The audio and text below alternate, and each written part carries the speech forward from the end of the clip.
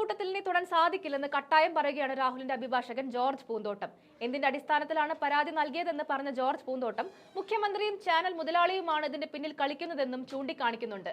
LDF സർക്കാരിനെ സംബന്ധിച്ച് ഇപ്പോൾ നാണം കെട്ട് നിൽക്കുന്ന അവസ്ഥയിലാണുള്ളത്. അതിൽ നിന്ന് രക്ഷപ്പെടാൻ രാഹുലിന്റെ കേസ് കുത്തിപ്പൊക്കുകയാണ് ചെയ്തതെന്നും അഭിഭാഷകൻ പറയുന്നുണ്ട്. CPMന്റെ ഉത്തരവാദിത്തപ്പെട്ട ആളുകളെ പ്രതികളാക്കി അറസ്റ്റ് ചെയ്ത് ജാമ്യത്തിൽ ഇറങ്ങാൻ വയ്യാത്ത അവസ്ഥയിലാണ് തദ്ദേശ തെരഞ്ഞെടുപ്പ് വന്നത്. അപ്പോൾ ജനശ്രദ്ധ തിരിക്കാൻ എന്തെങ്കിലും ഒരു മസാല വേണം. ആ മസാലയ്ക്ക് ഒരു മാധ്യമ സ്ഥാപകന്റെ സഹായത്തോടെ നടത്തുന്ന നാടകമായിട്ട് മാത്രമേ ഇതിനെ കാണാൻ സാധിക്കൂ എന്നും പറയുന്നുണ്ട്. കഴിഞ്ഞ 3 മാസമായിട്ട് ഒരു ഹൈപ്പ് ഉണ്ടാക്കി. എവിടെയോ വെച്ച് റെക്കോർഡ് ചെയ്ത സാധനം ചില തിയേറ്ററിൽ കാണിക്കുന്ന പോലെ ബിറ്റ് കാണിച്ചുകൊണ്ടിരിക്കുകയാണ്. പുറത്തു വന്ന ചാറ്റുകളും സംഭാഷണവും രാഹുലിന്റേതാണ് എന്തടിസ്ഥാനത്തിലാണ് പറയുന്നത്? ആരെങ്കിലും ഇത് ക്രോസ് വെരിഫൈ ചെയ്തു? രാജ്യത്ത് എത്രയോ ബലാത്സംഗവും ഗർഭചിത്രവും നടക്കുന്നുണ്ട്. ഇതൊക്കെ മുഖ്യമന്ത്രി നേരിട്ടാണോ പരാതി സ്വീകരിക്കുന്നത് എന്നും ആ സംഭവങ്ങളിൽ എല്ലാം അസ്വാഭാവികതയുണ്ടെന്നും അഭിഭാഷകൻ പറയുന്നുണ്ട്. ആ വീഡിയോ ഒന്ന് കാണാം. പരാതിയെ സംബന്ധിച്ച് ഇപ്പോൾ അറിയാവുന്ന 2 ആളുകളെ എൻ്റെ അറിവുള്ളൂ. ഒന്ന് മുഖ്യമന്ത്രി, 2 ചാനൽ ഉടമ. 2 പേർക്ക് അറിയാവുള്ളൂ. പരാതിക്കാരിയുടെ ഒരാൾ വന്ന് പരാതി പറഞ്ഞാൽ അത് കേസ് രജിസ്റ്റർ ചെയ്താൽ എന്താണ് അവരുടെ പരാതി എന്ന് അറിയണം. ആ പരാതി എന്താണ്, പരാതിയുടെ ഉള്ളടക്കം എന്താണെന്ന് അറിയാതെ ഏത് നടപടിയാണ് സ്വീകരിക്കേണ്ടതെന്ന് പറയാനാവില്ല. ഇപ്പം ഞാൻ ചാനലിൽ നിന്ന് കിട്ടിയിരിക്കുന്ന വാർത്തയനുസരിച്ച് പരാതി ആദ്യം കൊടുത്തത് മുഖ്യമന്ത്രിയുടെ ഓഫീസിലാണ്. മുഖ്യമന്ത്രിയുടെ ഓഫീസ് പോലീസ് സ്റ്റേഷനാണോ? മുഖ്യമന്ത്രിക്ക് DGPയുടെ പവറുണ്ടോ? സർക്കിൾ ഇൻസ്പെക്ടറുടെ പവറുണ്ടോ? അത് അവിടെ അനുഭവസ്ഥരായ ആളുകൾ ഉള്ളതിൻ്റെ പേരിലാണോ അവിടെ കൊണ്ട് കൊടുത്തത്? അനുഭവ സമ്പത്തുള്ള ആളുകൾ അവിടെ ഇരിക്കുന്നതുകൊണ്ടാണോ പറഞ്ഞു കൊടുത്തത്? അതറിയണ്ടേ? അത് ആ നടപടികൾ അറിയിച്ചിട്ടല്ലേ നമുക്ക് അടുത്ത നടപടിയിലേക്ക് പോകാൻ പറ്റൂ. അങ്ങനെ ഈ രാജ്യത്തുള്ള ആ പരാതിയുള്ള മുഴുവൻ ആളുകളും ആദ്യം മുഖ്യമന്ത്രിയെ കണ്ടിട്ടാണോ പരാതി കൊടുക്കുന്നത്? എനിക്കറിയാവുന്ന ഇപ്പോൾ അതിന് മുമ്പൊരു പരാതി ഉണ്ടായിരുന്നു. സോളാർ കേസുമായി ബന്ധപ്പെട്ട ഒരു സ്ത്രീയുടെ പരാതി അവിടെ വന്ന് മുഖ്യമന്ത്രി നേരിട്ട് സ്വീകരിച്ച് അത് കൊടുത്തതായിട്ട് കണ്ടിട്ടുണ്ട്. ഇപ്പോൾ പരസ്യമായിട്ട് വന്നത് ഇത് കഴിഞ്ഞൊരു 3 മാസമായിട്ട് ഉണ്ടാക്കിക്കൊണ്ടിരിക്കുന്ന ഒരു ഹൈപ്പ് ഉണ്ടാക്കി അന്ന് എവിടെയോ വെച്ച് റെക്കോർഡ് ചെയ്തൊരു സാധനം ഇങ്ങനെ ചില തിയേറ്ററിൽ കാണിക്കുന്ന പോലെ ബിറ്റായിട്ട് കൊണ്ട് കാണിച്ചുകൊണ്ടിരിക്കുകയല്ലേ. അസ്വാഭാവികത അതല്ലേ? എന്താ പരാതി? പീഡിപ്പിച്ചു എന്നുള്ളതാണോ? ബലാത്സംഗം ചെയ്തു എന്നുള്ളതാണോ? അബോർഷൻ നടത്തി എന്നുള്ളതാണോ? നിങ്ങൾക്ക് ആർക്കെങ്കിലും ഇത്രയും പേരില്ലേ? നിങ്ങളൊക്കെ ഇതുമായി ആയിട്ട് ബന്ധമുള്ള ആളുകളല്ലേ? എന്താണ് പരാതി എന്ന് നിങ്ങൾക്ക് പറയാമോ? ആ വാട്സപ്പ് ചാറ്റിലെ സംഭാഷണം രാഹുലിൻ്റെതാണെന്നുള്ള എന്ത് തെളിവിൻ്റെ അടിസ്ഥാനത്തിൽ? നിങ്ങൾ വാട്സപ്പ് ചാറ്റ് ആദ്യം വിട്ടു, രാഹുലിൻ്റെതാണെന്ന് പറഞ്ഞു, അത് കഴിഞ്ഞ് ഇവർ പറയുന്നു. ഇത് കഴിഞ്ഞതിന് ശേഷമാണ് നിങ്ങളെക്കുറിച്ച് ഇതൊന്നും ആരുടെയിലൊന്നും ക്രോസ് വെരിഫൈ ചെയ്യണ്ടേ? നാടകം തന്നെ.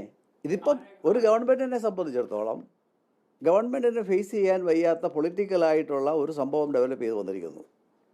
ശബരിമല സ്വർണ്ണ മോഷണവുമായി ബന്ധപ്പെട്ടിട്ടുള്ള കാര്യങ്ങൾ വന്നിരിക്കുന്നു. പാർട്ടിയുടെ ഉത്തരവാദിത്തപ്പെട്ട ആളുകളെ പ്രതികളാക്കി അറസ്റ്റ് ചെയ്ത് ജനമധ്യത്തിൽ ഇറങ്ങാൻ വയ്യാത്ത ഒരവസ്ഥയിൽ ഒരു ലോക്കൽ ബോഡി ഇലക്ഷൻ വന്നിരിക്കുന്ന സാഹചര്യത്തിൽ വന്നിരിക്കുന്നു. അപ്പോൾ ജനശ്രദ്ധ സ്ഥിരീകരിക്കാൻ എന്തെങ്കിലും ഒരു മസാല വേണം. ആ മസാലയ്ക്ക് ഒരു മാധ്യമ സ്ഥാപനത്തിൻ്റെ ആളിൻ്റെ സഹായത്തോടുകൂടി നടത്തുന്ന നാടകമായിട്ട് മാത്രമേ ഇതിനെ കാണാൻ കഴിയുള്ളൂ എന്നാണ് രാഹുൽ എന്നോട് പറഞ്ഞത്. രാഹുൽ എന്നെ വിളിച്ചപ്പോൾ ഞാൻ ചോദിച്ചപ്പോൾ എന്നോട് പറഞ്ഞ കാര്യം ഞാൻ പറഞ്ഞു. മുഖ്യമന്ത്രിയുടെ അടുത്ത് നേരിട്ട് കൊണ്ട് പരാതി കൊടുക്കുന്നതിന് മാത്രമുള്ള രാജ്യത്ത് എത്രയോ ബലാത്സംഗം നടക്കുന്നു, എത്രയോ ഗർഭചിത്രം നടക്കുന്നു, എത്രയോ വീഴ്ചകൾ നടക്കുന്നു. ഇതൊക്കെ മുഖ്യമന്ത്രി നേരിട്ട് എൻ്റർടൈൻ ചെയ്യേണ്ട കേസാണോ? അവിടെ പരിചയമുള്ള ആളുകളാണോ? ഞാൻ അതല്ല പറഞ്ഞത്. ആദ്യത്തെ സംഭവമാണെന്ന് ഞാൻ പറയണില്ല, അതല്ല ഒരു നടപടിക്രമം. അപ്പോൾ അങ്ങനെ അല്ലാതെ നടന്നിട്ടുണ്ടെങ്കിൽ ആ സംഭവങ്ങളിലെല്ലാം അസ്വാഭാവികതയുണ്ട്. ഇതിനു മുമ്പ് ഏതെങ്കിലും ഒരു പരാതി മുഖ്യമന്ത്രിക്ക് നേരിട്ട് കിട്ടിയിട്ടുണ്ടെങ്കിൽ, ആ പരാതിയെക്കുറിച്ച് അന്വേഷിക്കാൻ നിർദ്ദേശം കൊടുത്തിട്ടുണ്ടെങ്കിൽ അതിലെല്ലാം അസ്വാഭാവികതയുണ്ട്. കേസിലേക്ക് കടന്നാൽ കേസിനെ കേസായി തന്നെ കൈകാര്യം ചെയ്യും. ഇതുവരെ കേസായിട്ടില്ലല്ലോ. 3 മാസമായില്ലേ? എല്ലാ ചാനലുകളും 3 മാസമായിട്ട് ആഘോഷിച്ചുകൊണ്ടിരിക്കുകയല്ലേ. ആർക്കും ഇതുവരെ കിട്ടില്ല. ഒരാൾക്ക് മാത്രമല്ലേ എല്ലാം ആദ്യമം കിട്ടുന്നത്. ഒരാൾക്ക് കിട്ടുന്നതല്ല ബാക്കിയുള്ള എല്ലാവരും പിന്നെ ട്രാൻസ്മിറ്റ് ചെയ്യുന്നത്. പുറത്ത് വന്നതിൽ നിന്ന് എന്തുവാ കുറ്റകൃത്യമാണ്? ഞാനിപ്പോൾ 8 മണിക്കത്തെ റിപ്പോർട്ടർ ചാനലിലെ വാർത്ത കണ്ടു. ഏതോ ഒരു കുട്ടിയുടെ ഒരു ശബ്ദം കാണിക്കുന്നു. എനിക്ക് മരിക്കുമ്പോൾ അങ്ങനെയാണ് ഇത് നമുക്ക് കുറേ കാര്യങ്ങളൊക്കെ പറയുന്നു. ആരാ ഉത്തരവാദി അതിനകത്ത്? ആര് മറുഭാഗത്ത് ആരാ? ഞാൻ നിങ്ങൾക്കെതിരെ ഇങ്ങനെ ഒരു സ്ത്രീയെ കൊണ്ട് ഞാൻ പറയിപ്പിക്കാം. രാഹുൽ എന്നോട് സംസാരിച്ചത് എനിക്ക് ഇതിനകത്ത് ബാക്കിയുള്ള കാര്യങ്ങളെക്കുറിച്ച് പറഞ്ഞു. ഞാൻ എന്നോട് ഇന്ന് ഇതിനുമായി ബന്ധപ്പെട്ട വാർത്ത വന്നപ്പോൾ എന്നെ ബന്ധപ്പെട്ടപ്പോൾ പറഞ്ഞ കാര്യങ്ങളാണ്. ഈ പുറത്തു വന്ന ഓഡിയോയെ കുറിച്ചോ സ്ക്രീൻഷോട്ടുകളെ കുറിച്ചോ എന്തെങ്കിലും ഞാൻ ചോദിച്ചില്ല. ഇങ്ങോട്ട് പറയേണ്ട കാര്യമില്ല. എനിക്ക് ഇപ്പോൾ ഈ സ്റ്റേജിൽ അത് ചോദിക്കേണ്ട കാര്യമില്ല. ഈ നിങ്ങൾ എടുക്കുന്ന മൊഴി എന്താണ് അവർ പറയാൻ പോകുന്നതെന്ന് നിങ്ങൾക്ക് പറഞ്ഞു തരാമെങ്കിൽ ഞാൻ എന്താണ് അടുത്ത നടപടി എന്നുള്ള ഇപ്പോൾ പറഞ്ഞുതരാം. നിങ്ങൾ ഈ വന്നിരിക്കുന്ന അല്ലെ ഒരു ചാനലിൻ്റെ ആളിനെങ്കിലും അറിയാമായിരിക്കുമല്ലോ. ഞാൻ അദ്ദേഹത്തോട് ചോദിച്ചു പരാതിയുടെ ഒരു കോപ്പി തരാൻ. പക്ഷെ പുള്ളി ബുദ്ധിപരമായിട്ട് ഒഴിവായി.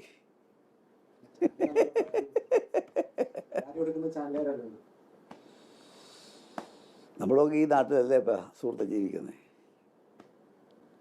അക്ഷരം അതിൻ്റെ ഉള്ളടക്കം കഴിഞ്ഞ് കഴിഞ്ഞാൽ തുടർന്ന് നിയമ നടപടികൾ സ്വീകരിക്കും. അത് ഹൈക്കോടതിയിലായിരിക്കുമോ ജില്ലാ കോടതിയിലായിരിക്കുമോ അതൊക്കെ പിന്നീട് തീരുമാനിക്കേണ്ട വിഷയമാണ്. രാത്രി FIR രജിസ്റ്റർ ചെയ്താൽ അതിൻ്റെ ഉള്ളടക്കം അറിഞ്ഞാൽ തുടർ നടപടികൾ സ്വീകരിച്ചിരിക്കും.